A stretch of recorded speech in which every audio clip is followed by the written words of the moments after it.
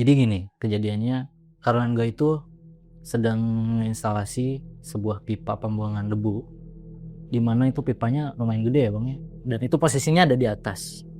Dan itu aku juga videoin sih kemarin, sempat videoin. Dimana pas dia kan naik tangga lipat ya bang ya, dan dia mau masang, dia ngecek dulu tuh ke dalam, tiba-tiba dia jatuh.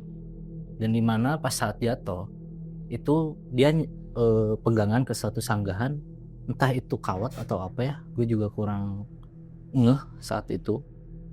Dan jarinya itu lama-lama itu putus bang, itu putus di bagian jari tengah dan jempol. Jadi pas saat dia ini sebelah tangan gitu, kita yang ada di bawah itu sebenarnya udah pengen mengevakuasi ya. Keadaan di situ hanya ada 3 orang, di mana ada yang kecelakaan tersebut bernama Pak Budi, ya aku sebut Pak Budi aja ya. Jadi Pak Budi ini udah mengerang kesakitan, minta tolong.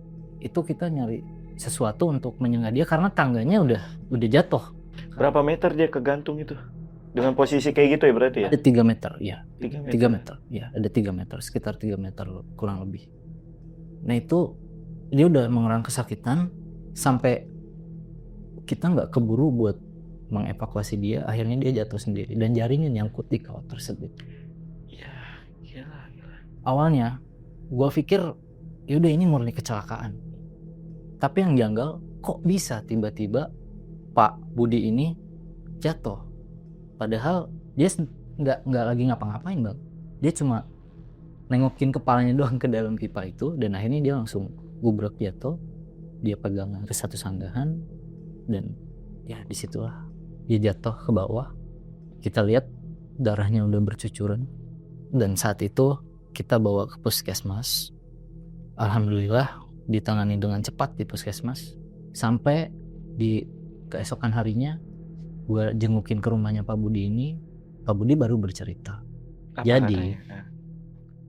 saat dia menengok ke dalam pipa tersebut, itu dia lihat ada sosok muka di depan muka dia yang bikin dia kaget sampai akhirnya dia jatuh gitu bang.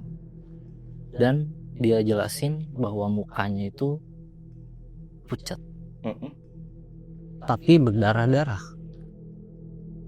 yang dia jelaskan seperti itu.